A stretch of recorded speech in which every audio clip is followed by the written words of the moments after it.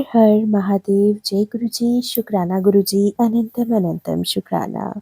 आइए संगत जी, शिव पुराण के अगले अध्याय की तरफ चलते हैं, जिसमें हम जानेंगे कि रामेश्वर नामक ज्योतिर्लिंग के आविर्भाव तथा महात्म्य का वर्णन।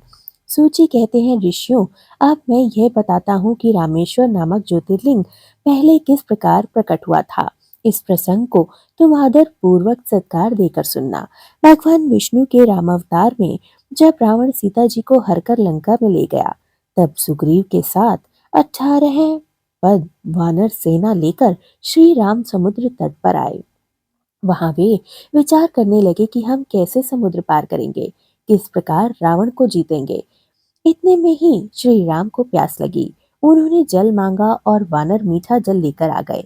श्री राम ने प्रसन्न होकर वह जल ग्रहण कर लिया और जल पी लिया।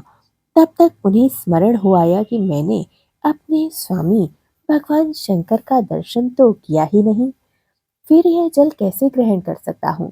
ऐसा कहकर उन्होंने उस जल को नहीं पिया। जल रख देने के पश्चात रघुनंदन ने पार्थिव पूजन किया।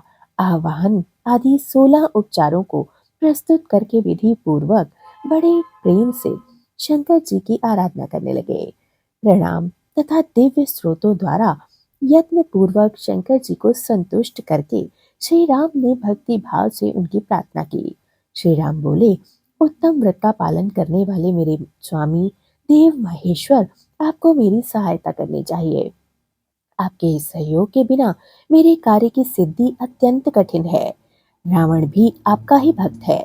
वह सबके लिए सर्वथा दुर्जय है, परंतु आपके लिए दिए हुए वरदान से वह सदा दर्प में भरा रहता है।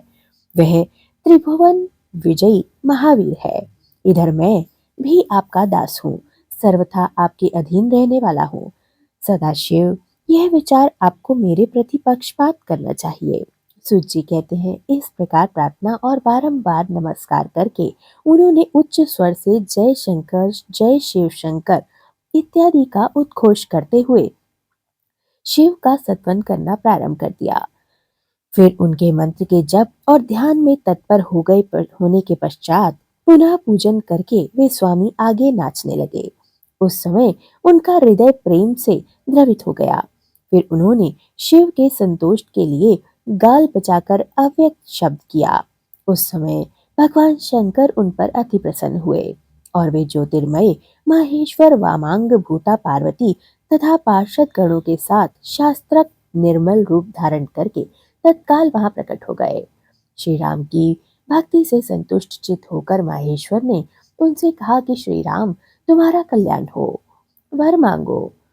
उस समय उनका रूप देखकर वहां उपस्थित हुए सब लोग पवित्र हो गए। शिव धर्म परायण श्री राम जी ने स्वयं उनका पूजन किया। फिर भक्ति भांति भांति की स्तुति करके उन्हें प्रणाम किया। प्रणाम करके उन्होंने भगवान शिव से लंका में रावण के साथ होने वाले युद्ध और अपने लिए विजय की प्रार्थना की। तब राम भक्ति से प्रसन्न हुए महेश्वर ने कहा, महाराज तुम्हारी जय हो। भगवान शिव के दिए हुए विजय सूचक वर एवं युद्ध की आज्ञा को पाकर श्री राम ने नतमस्तक होकर हाथ जोड़कर उनकी पूजन और प्रार्थना की। श्री राम बोले, मेरे स्वामी शंकर, यदि आप संतुष्ट हैं तो जगत के लिए लोगों को पवित्र करने तथा दूसरों की भलाई करने के लिए सदा यहाँ निवास करें। सूत जी कहते हैं, श्री राम के ऐसा कहने पर भगवान शिव वहां ज्योतिर्लिंग के रूप में स्थित हो गए। तीनों लोकों में रामेश्वर के नाम की प्रसिद्धि होने लगी। उनके प्रभाव से ही अपार समुद्र को अनायास पार करके श्री राम रावण आदि राक्षसों का शीघ्र ही संहार करने लगे और अपनी प्रिया सीता को प्राप्त कर लेते हैं। तब से इस भूतल पर रामेश्वर की अद्भुत महिमा का प्रसार हुआ है। भगवान रामेश्वर सदा भोग और मोक्ष देने वाले हैं तथा भक्तों की सभी इच्छाओं को पूर्ण करने वाले हैं। जो दिव्य गंगा जल से रामेश्वर शिव को भक्ति पूजन पूर्वक स्नान करवाता है, वह जीवन मुक्त ही है।